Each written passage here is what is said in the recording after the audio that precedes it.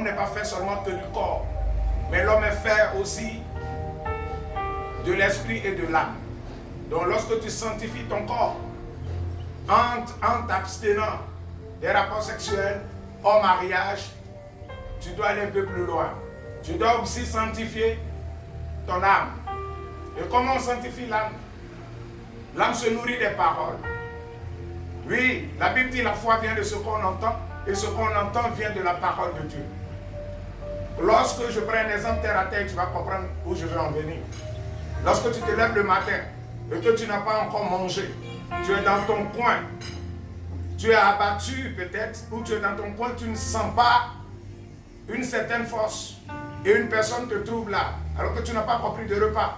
Mais la personne te dit, est-ce que tu sais que tu es beau? Est-ce que tu sais que tu es belle? Est-ce que tu sais que tu vas t'en sortir? Moi, je crois en toi. Quand l'âme entend ces paroles, l'âme est fortifiée. Tu te sens fort, tu te sens beau, tu te sens belle. Tu as envie de travailler. Tu sens une force surnaturelle qui envahit ton être tout entier. Alors que tu n'as pas mangé la nourriture physique, mais tu viens de manger la nourriture spirituelle. Ton âme s'est nourrie. Ton âme a entendu des paroles qui l'ont fortifiée. Et tu sens l'envie de te battre, tu sens l'envie d'avancer. Bien aimé, on ne doit pas se limiter qu'au corps. Nourrir le corps avec la tiété, la nourriture, ça fortifie le corps. Mais les bonnes paroles aussi fortifient l'âme. Et donc on ne doit pas se limiter à l'âme. On doit aussi sanctifier notre âme, comme je l'ai dit tout de suite, par des bonnes paroles qu'on déclare sur nos vies, par des bonnes paroles qu'on déclare sur la vie des gens autour de nous. Parce que si tu veux entendre des bonnes paroles sur ta vie, toi-même commence à déclarer des bonnes paroles sur la vie des gens. Et c'est en cela qu'eux aussi vont te dire des bonnes paroles. Donc, tu as besoin de t'encourager, tu as besoin d'entendre des bonnes paroles et de déclarer des bonnes paroles sur ta vie. Et il y a aussi les pensées. Il faut veiller sur nos pensées.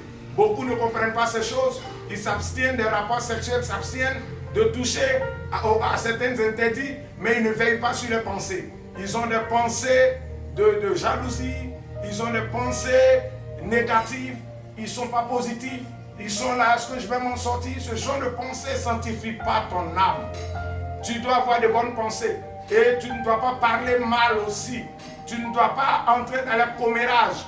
Tu es là, des personnes sont en train de dire des choses sur la vie des gens et toi aussi tu te mets à parler en étant un enfant de Dieu, ta sanctification ne sera pas parfaite. On s'abstient aussi de critiquer, on s'abstient de penser mal, on s'abstient de parler mal parce que la pensée est d'abord, la parole du moins c'est d'abord une pensée silencieuse. Il faut veiller sur ces choses et il y a aussi l'esprit.